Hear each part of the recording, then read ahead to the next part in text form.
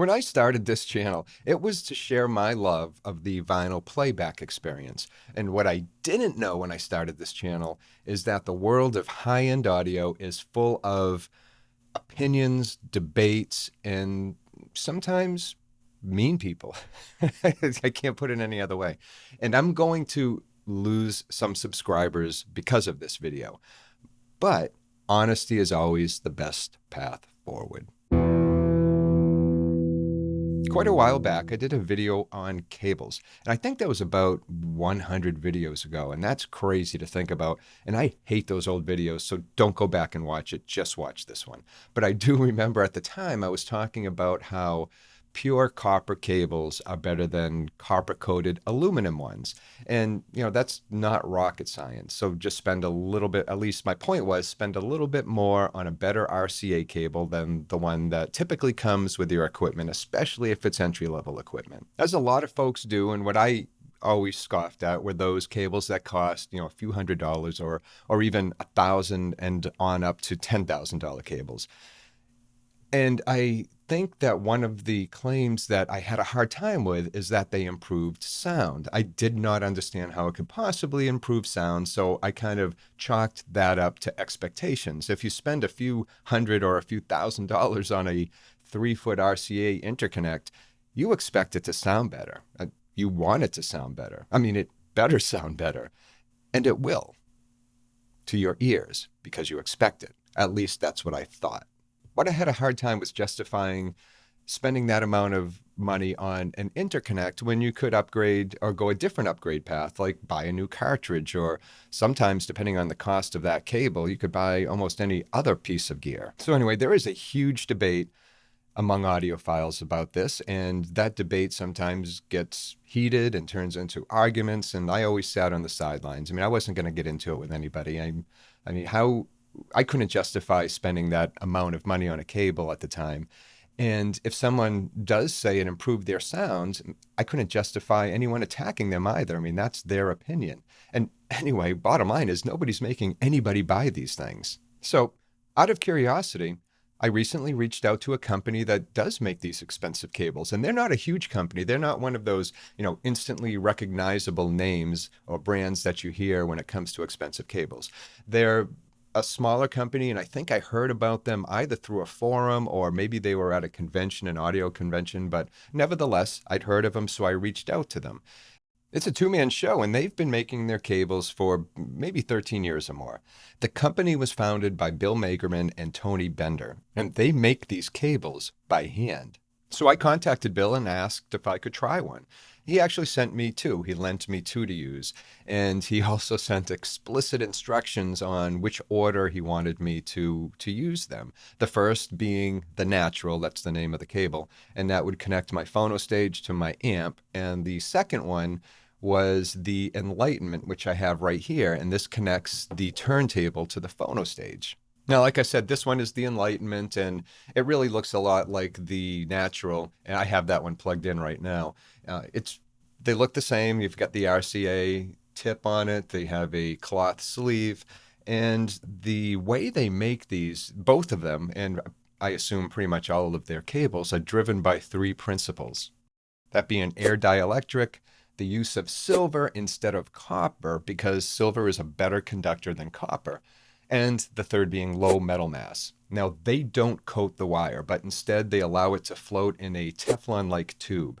They also use cryogenics. Seriously, they use cryogenics to prepare their enlightenment cable. Cryogenics, I know. And when you talk about cryogenics, NASA actually does that, as do some tube companies. There's something about strengthening the molecular bond with cryogenics, but that's as far as I'm going to go with that. I am not an engineer or a physicist. I just love audio.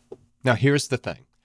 If you're a skeptic about high-end cables and talking about them or even hearing about them drives you mad with rage, then I encourage you to skip the next couple minutes of this video. But I will tell you one thing.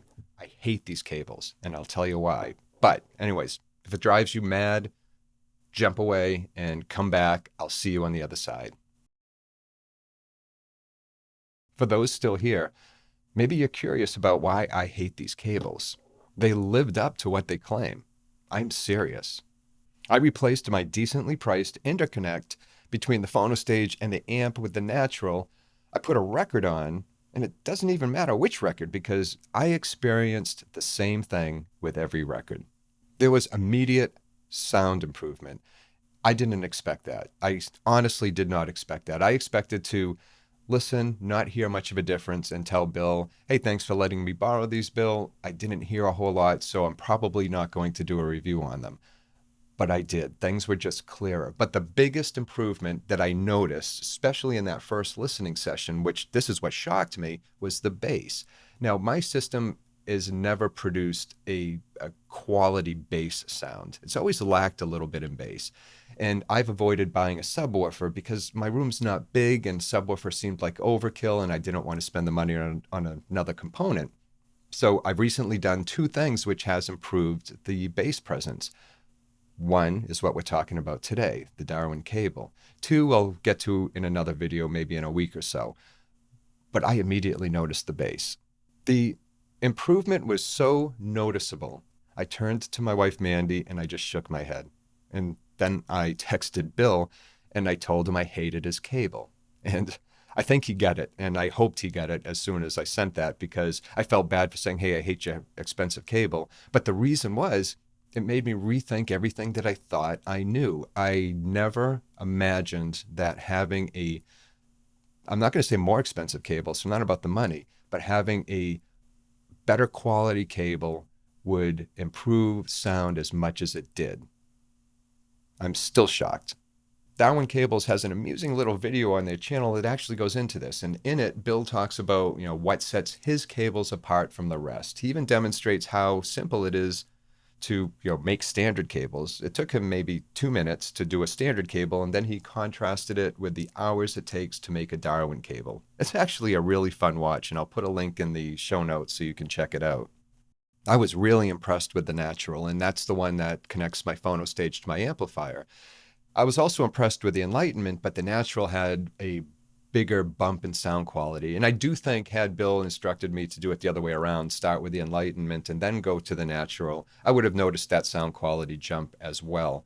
But because I started with the natural and then the Enlightenment, I didn't notice it as much with the Enlightenment. That being said, after living with it for a week, I knew I couldn't go back. I didn't want to send the natural back and then go back to my old RCA interconnect because of the fact that I knew doing so, I would lose that bass that I was hearing. I would lose that little bit of extra detail.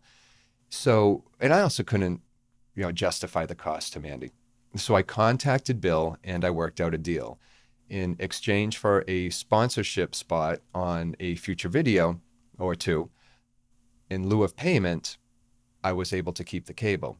Now, I could have just gone the other way around and still had Darwin Cables pay for a sponsorship spot on a future video, had them pay for it, send me the money, and then just turned around and bought the cable. And I say all of this to be completely transparent. When all is said and done, after hearing it, I had to buy the cable, which I did. Now, can I justify the cost? Well, don't forget, these are handmade cables, and a lot of research and a lot of iterations over the years led to the production of these cables. And until I heard it for myself, I wouldn't have believed it. And if someone had told me it without, having to hear it, without experiencing it personally, I would have thought they were crazy or delusional. So I've turned into one of those audiophiles that will preach that high quality cables matter. And yes, you will have to pay a little bit more to experience that. This is a crazy world we live in. And when it comes to audio, it gets crazier all the time. So those folks that did jump away, that didn't want to get all pissed off at me, if you came back, just know that this video is probably not going to be your favorite one. Anyway, I would love to hear your thoughts. Leave comments below. And as always, thank you so much for watching. I appreciate it. And until next time, take care of yourself and enjoy your records.